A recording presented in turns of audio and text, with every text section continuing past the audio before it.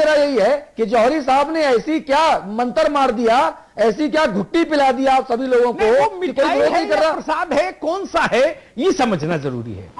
देखिए, जो तथ्य सामने आप लोग बता रहे हैं, हाँ, मुझे पूरा विश्वास है कि माननीय मुख्यमंत्री जी के सामने जब ये तथ्य आएंगे, हाँ, तो निश्चित रूप से उसका संज्ञान लेंगे। अच्छा, तथ्य कैसे आएंगे?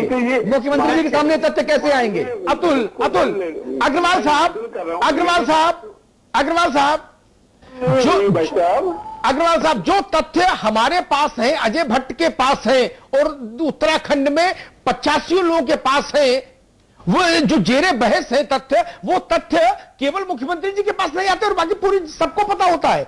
मुझे बोलने नहीं बोलिए तो मुझे काहे को पूछ रहे हैं? बोलिए। अच्छा, बोलिए अग्रवाल साहब, मौका तो दीजिए ना कि मैं भी अपनी बात खत्म। बोलिए अग्रवाल साहब, बोलिए, प्लीज बोलिए जी। मेरा निवेदन मात्र इतना है कि माननीय मुख्यमंत्री जी स्वयं जज और सुप्रीम कोर्ट के वरिष्ठ अधिवक्ता रहे हैं जी। यदि कहीं इस तरह के तथ्य सामने आए हैं और उन पर यदि कोई जांच चली होगी तो निश्चित रूप से माननीय मुख्यमंत्री जी उसका संज्ञान लेंगे, यह विश्वास मैं अवश्य दिलाऊंगा। अच्छा, किसी भी भ्रष्ट अधिकारी को हमारी सरकार को समर्थन नहीं देना चाहिए। यदि उसके खिलाफ कोई तथ्य सामने आए हैं तो निश्चित रूप से माननीय मुख्यमंत्री इसका संज्ञान लेंगे और कार्रवाई करेंगे, ऐसा मेरा विश्वास है। अग्रवाल साहब, अगर आपकी इजाजत हो तो मैं कुछ बोलूं?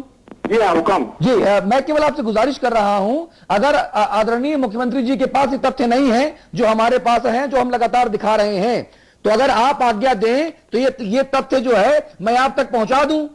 कोई रिपोर्टर, किसी रिपोर्टर से मैं बोलता हूं जो आप तक ये सारे डॉक्यूमेंट पहुंचा देगा, आप मुख्यमंत्री जी को दे दीजिएगा, फिर मुझे बताइए कि कार्रवाई कितने दिन में होगी। भी पहुंचा देंगे, मैं भी अपनी चिट्ठी के साथ निश्चित रूप से आपके आदेश का पालन करूंगा। नहीं, मेरा आदेश नहीं साहब, मैं तो जनता हूं। नहीं, आप जनहित में ये बात कह रहे हैं और निश्चित रूप से आप एक बहुत जिम्मेदार समाचार प्लस के जिम्मेदार एक पत्रकार हैं और जब आप इतने जागरूकता की बात कर रहे हैं, सतर्कता की बात कर रहे हैं, निश्चित रूप से हमारा भी ये दायित्व है कि हम जो आपने संज्ञान में हमारी लाए हैं उस पर कार्रवाई कराने के लिए हम सरकार पर दबाव बनाए।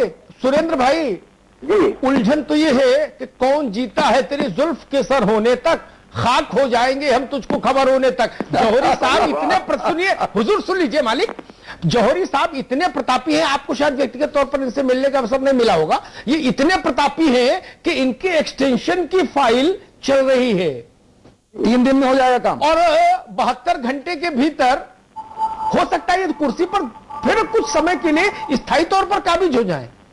निश्चित रूप से जो आईना आप दिखा रहे हैं उस आईने के बाद मुझको नहीं लगता जो तस्वीर खराब है उसको कहीं मुख्यमंत्री जी कहीं पर सजाने का प्रयास करेंगे। अमिताभ जी, एक ब्रेक हमें यहां पर लेना है। अजय भाई आप और सुरेंद्र भाई आप दोनों रहिएगा, लेकिन ब्रेक पर जाने से पहले अमिताभ जी गुजारिश आपसे है कि वो शेर सुना दीजिए जो अभी आपने सुनाया। कौन जीता है तेरे जुल्फ के सर होने तक, खाक हो जाएंगे हम तुझको खबर होने तक। ब्रेक ले रहे हैं, एक्सटेंशन हो गया तो फिर उत्तराखंड की जनता बंध जाएगी, कहा जाएगी। जी, ब्रेक ले रहे हैं, तुरंत लौट जाते हैं। सीएजी ने ठहराया दोषी जिसे खुद पावर कॉर्पोरेशन ने ठहराया घोटालेबाज, वो बन बैठा उत्तराखंड पावर कॉर्पोरेशन का मुखिया। हम बताएंगे पर्दे के पीछे का खेल, खोलेंगे पोल। और समाचार प्लस आपका अपना चैनल, आपकी अपनी आवाज, हमारा मंत्र है खबर वही जो हमने कही और उसको हम साबित करके दिखा रहे हैं। अजय भट्ट जी, सिर्फ एक सवाल, सदन में कहते हैं कि नेता प्रतिपक्ष और मुख्यमंत्री जो सदन का नेता, वो दोनों मिलकर सदन की नींव को मजबूत करते हैं, वो दोनों मिलकर सदन की कार्रवाई को चलाते हैं। मुझे बताइए, इतना फर्जी, इतना दागी, इतना बड़ा भ्रष्टाचारी एक जौहरी नाम का ये शख्स, क्या एक्सटेंशन इसको मिल पाएगा और आप लोग देखते रह जाएंगे ये तथ्य आपके हाथ में होने के बावजूद? देखिए, पूरे डॉक्यूमेंट मेरे पास भी मेरे हाथ पे हैं रखे हुए। जी, मैं देख रहा हूं जी। और ये हमको जब सदन समाप्त हो गया था उसके बाद मिले हैं। अगर पहले मिल गए होते तो हमने एक भी कोई ऐसी बात छोड़ी नहीं सदन के अंदर जो उठाए नहीं हो, क्योंकि हमने ये प्रण किया है, ये सौगंध खाई है कि उत्तराखंड के हित में जो भी करना पड़े हम वो करेंगे। यद्यपि माननीय मुख्यमंत्री जी आजकल व्यक्तिगत नाम लेकर हमको हर जगह पर दोषी करार देते हैं, कहते हैं कि अजय भट्ट माफी मांगे जी, लेकिन हाँ देते हैं, लेकिन लेकिन हम तथ्यों के साथ हमेशा बोलते हैं। यही नहीं, एक अधिकारी और जो माननीय मुख्यमंत्री जी के सलाहकार बन गए हैं, मैं वही पूरे कहना चाह तथ्य रहा उनके था। भी हमने जुड़ा लिए हैं। जी जी जी। तो उत्तराखंड में तो जो निकृष्ट और भ्रष्ट टाइप के लोग हैं उनको प्राथमिकता मिल रही है, ये हमको बहुत बड़ा अफसोस है। अजय भाई, और मैं अजय एक भाई, बात आपसे जिनका और कहना आपने चाहता नाम हूं। लिया सलाहकार महोदय, वो तो इनसे भी बड़े प्रतापी हैं। नहीं, मैं इसीलिए कह रहा हूं, उनके भी सारे रिकॉर्ड हमारे पास आ अजय भाई, गए। अजय भाई, उनकी उनको हम पट्टी उत्तर प्रदेश खोलेंगे। से जानते हैं, उनको हम उत्तर प्रदेश से जानते हैं, और हम जनता को उनकी भी कुंडली बताएंगे।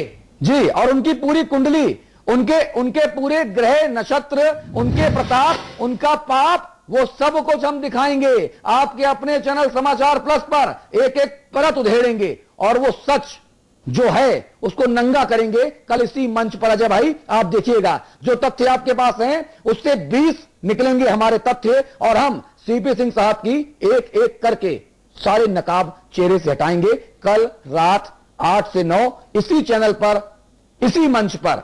अविकल थपलियाल साहब मौजूद है हमारे साथ। आप वरिष्ठ पत्रकार हैं प्रदेश के। थपलियाल साहब, एके जौहरी ये कौन सी घुट्टी, कौन सी मिठाई, कौन सी दवा, कौन सा मंत्र का इस्तेमाल करते हैं? कितने बड़ा भ्रष्टाचारी होने के बावजूद आपको कुर्सी दी जा रही है, एक्सटेंशन दिया जा रहा है। दरअसल उत्तरांचल जो है, ये उत्तरांचल नहीं रह गया, अब ये लूट का आंचल हो गया है। जी, आप आइए, हमें लूटिए और चले जाइए। जी, एके जौहरी से एक छोटी सी मिसाल आप कह रहे हैं।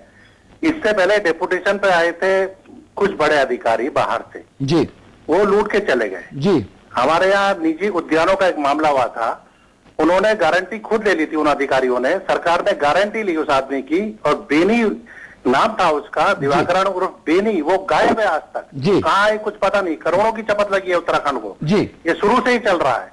अब ये जौहरी हो या सीपी सिंह हो या इससे पहले के हो, कोई भी सरकार हो, हर सरकार में ऐसे तत्व हावी रहे हैं। ठीक है। अभी भी उत्तराखंड की नौकरशाही के जो सबसे विवादास्पद चर्चित नौकरशाह हैं, जी, जो इन्वेस्ट करा सकते हैं, इन्वेस्टेड पे इन्वर्टेड कॉमा में कह रहा हूँ, इन्वेस्ट वो कहाँ कहाँ करा सकते हैं, कैसे कैसे करा सकते हैं, मैं समझ रहा हूँ। चूंकि पत्रकार है तो इन्वर्टेड कॉमा समझिए। जी जी, आप वो भी नाक का बाल बने हुए जी। हैं, और कई बहुत अच्छे ईमानदार जो अधिकारी हैं वो कोने में कर दिए गए। ये विडंबना है जी। इस सरकार की भी, और मैं बार बार ये कह रहा हूं कि अगर अनुभवहीन अगर अलंबरदार होंगे जी। तो ऐसे जौहरी, ऐसे सीपी सिंह जी। यहाँ बराबर दाल मूंगते रहेंगे। ठीक है। अविकल भाई, मुश्किल ये है कि जिस शख्स का पासपोर्ट सीज करने के लिए लखनऊ की पुलिस ने रीजनल पासपोर्ट ऑफिस को कहा हो, वो व्यक्ति आपके सूबे में माननीय मुख्यमंत्री का सलाहकार हो जाता है। इस खबर पर हम कल बात करेंगे विस्तार से। अविकल जी, अमिताभ जी, अजय भाई, आपसे आखिरी रिएक्शन लेना चाहूंगा मैं। समाचार प्लस के इस बड़े खुलासे के बाद क्या आप ये सुनिश्चित करेंगे कि ऐसे दागी, ऐसे भ्रष्टाचारी या महाभ्रष्टाचारी घोटालेबाज का एक्सटेंशन ना हो, और जिस पद के लायक ये नहीं है उस पद से इसकी विदाई तुरंत हो, जांच बैठे, जनता का पैसा जनता तक पहुंचे?